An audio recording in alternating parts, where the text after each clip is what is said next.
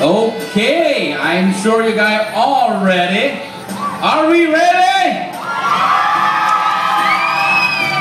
Man, you know what? Let me read my agenda clear. Check one and twice.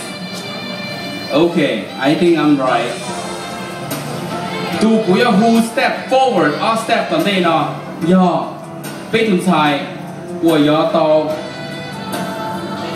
number P nè, hay đây bao nè, là yo tuần sai của tàu yên thi P. Tàu cá của who tu thi P ta lỡ, của là who tuần sai thi O. Chế này mà who tu thi E ó. Well, are you ready? Yes. Tuần sai của who step forward tận đây là tu lọ tàu thi P nhau rồi xong nọ, ít thọ nên cho cú cứ non đó thêm một tê tàu tuần sai. Giá thọ.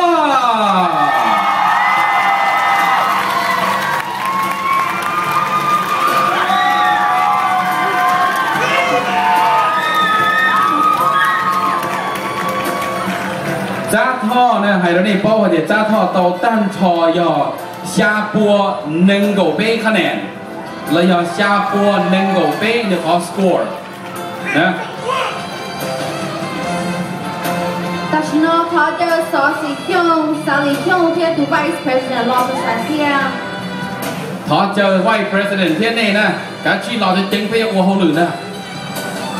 Sở sĩ khiông will present the tiara, xã lý khiông will present the sash, thiên tu Vice President will present the flowers. Cho được Chrissy khiông nhiều mức complete cho tuần thầy, ở yên yên thì all she first runner up. Thọ chơi cho phía mùa bê tại là nó này là ba phía hôn nữ tiền nè. Sở sĩ khiông, xã lý khiông, Vice President and Chrissy khiông.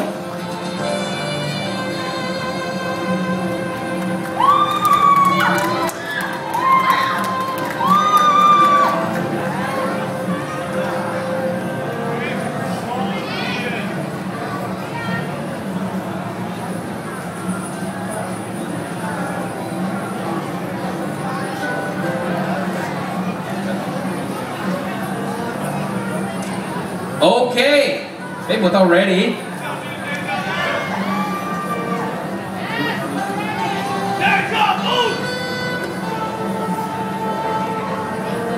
Bộ xin để tỏ nè, tua đi lúc hồ xin đồ chua, trả lúc lớn thiệt tờ lo nè.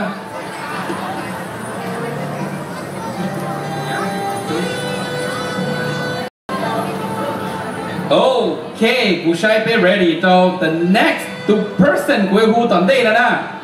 Giờ cú MC đâu nè mà cú nè bộ bao hay thì tụ cú mu tận đây là tụ cú chỉnh trái cha tụ hu tụ tỏ cơ kia đó.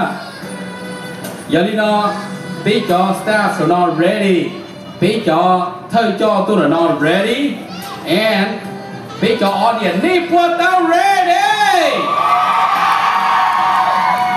Okay, tuần sai của cú hu chuẩn gì tận đây nọ. Do tuần sai bây giờ sai là ua tuần sai tàu thi o nhớ rồi sầu nọ đó tàu thi o ấy cũng hay đủ mong mà mình đồ này nên thì bao cho chân nè giờ tu second place là tu tàu thi o tuần sai nó yeah number 3 Michael Ha and of course you know lấy tiền từ thi là vậy à bây giờ thi là đủ hơn cho để lấy number 3 lưu hơi congratulations họ bên một tiền đó phút đầu tan cho biết trai cho stage nữa.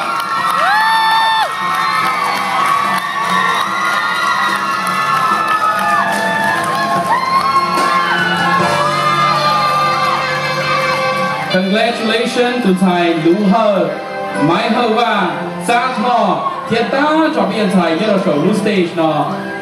Cú chân từ lớn xuống lên cho tụ quá lên rồng đầu thì chỉ nhỏ là một thầy câu chua rồi. Để xin cái tên chàng sờ. Đó biết cứ là nó của tê câu biết một thầy thì y đúng không?